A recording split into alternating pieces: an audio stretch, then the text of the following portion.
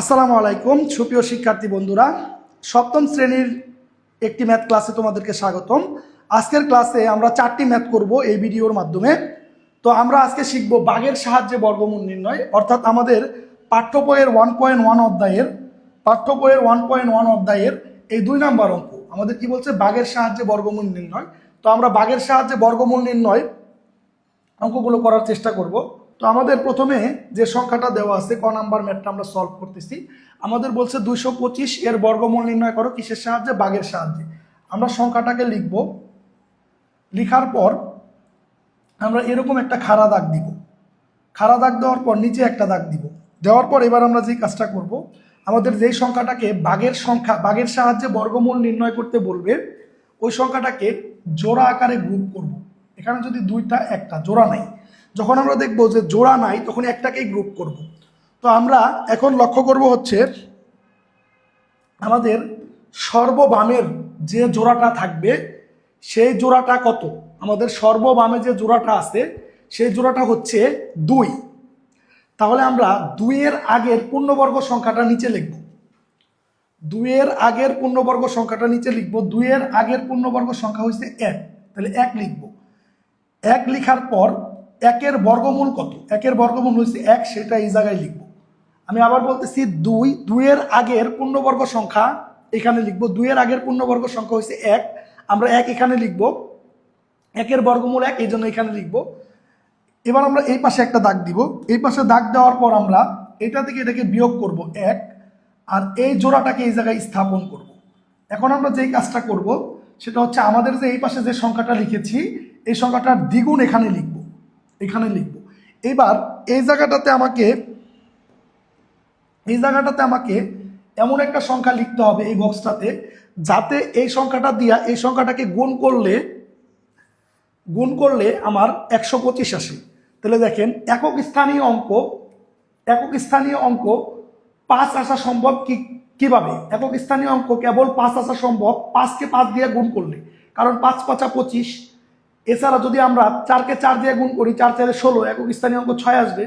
যদি আমরা 3কে 3 দিয়ে গুণ করি, একক স্থানীয় অঙ্ক 9 আসবে।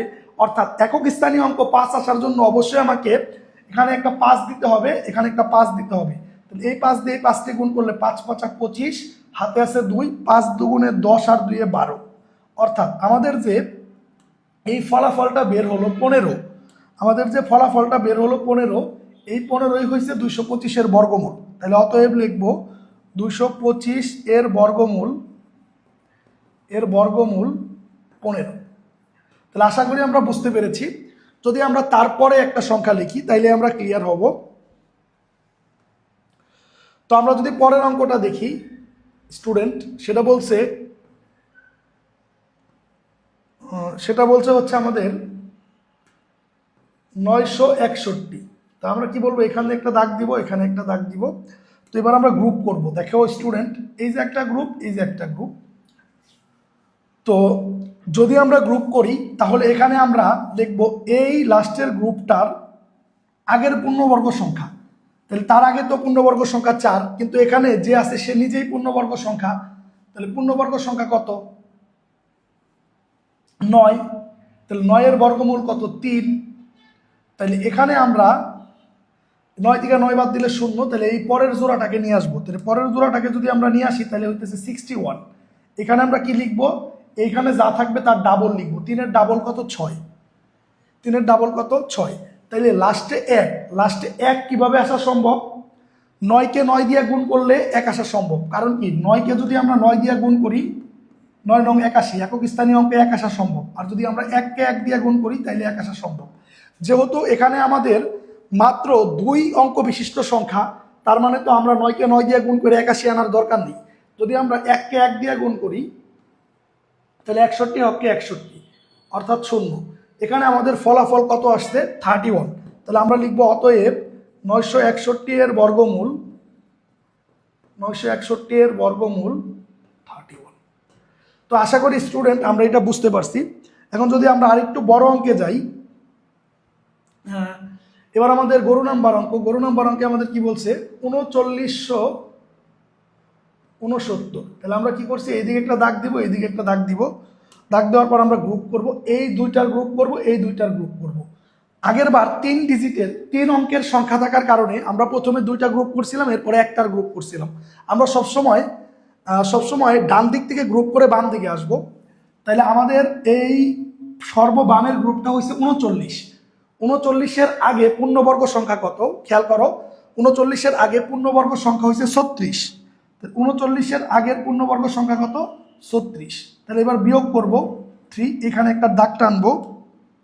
এবার দেখো এই আমরা এইটাকে নিয়ে আসবো এখানে। এই যে পূর্ণবর্গ সংখ্যা 36, 36 এর বর্গমূল কত? 36 এর বর্গমূল 6, এখানে লিখব। এখন আমরা এখানে যা আছে তার ডাবল লিখব, 12। তাহলে এখানে আমাকে এমন একটা অঙ্ক বসাইতে হবে, এখানে আমাকে এমন একটা অঙ্ক বসাইতে হবে যেন ওই অঙ্কটা এই জায়গায় এমন একটা অঙ্ক বসাইতে হবে এবং এই জায়গায় ওই অঙ্কটা বসাইতে হবে, যেন ওই অঙ্কটা বসাইলে আমার গুণ করলে এটা আসে। দেখো একক স্থানীয় অঙ্কে 9 আছে, কত আছে? একক স্থানীয় অঙ্কে 9 আসার উপায় কি কি আছে? 3-কে 3 দিয়ে গুণ করা, অথবা 7-কে 7 দিয়ে গুণ করা। তাহলে 7 7টা কত? 49। তাহলে আমরা আগে চিন্তা করব আমরা এখানে 3 বসাবো নাকি 7 বসাবো। দেখো যদি আমরা 7 বসাই তাহলে 7 × 100, তার মানে অলরেডি 700, এটা ক্রস করে যেতেছে। তাহলে আমাদের এইটা অ্যাকসেপ্টেবল না, আমরা এই 3 বসাবো। তাহলে যদি আমরা 3 বসাই, খেয়াল করো স্টুডেন্ট, এখানে 3 বসাই, এই 3 দিয়ে যদি আমরা এখানে আমরা একটা 3 বসাবো, তাহলে এই 3 দিয়ে যদি 3-কে গুণ করি, 3 × 3 = 9, আর এই 3 দিয়ে যদি 12-কে গুণ করি, 3 × 12 = 36, সুন্দর মিলে গিয়েছে। তাহলে আমরা এখন কি লিখতে পারতেছি? অতএব 3969 এর বর্গমূল 63।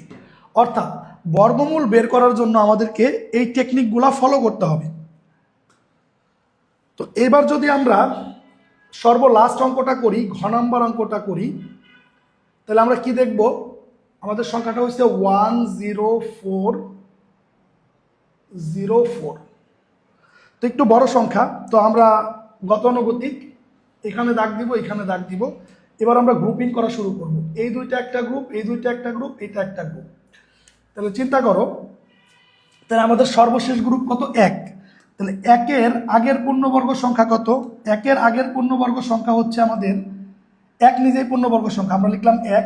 এই 1-এর বর্গমূল হয়েছে 1। তাহলে এটা বাদ দিলে 0, এটা বাদ দিলে 0 4। তাহলে চিন্তা করো, এখানে যদি আমরা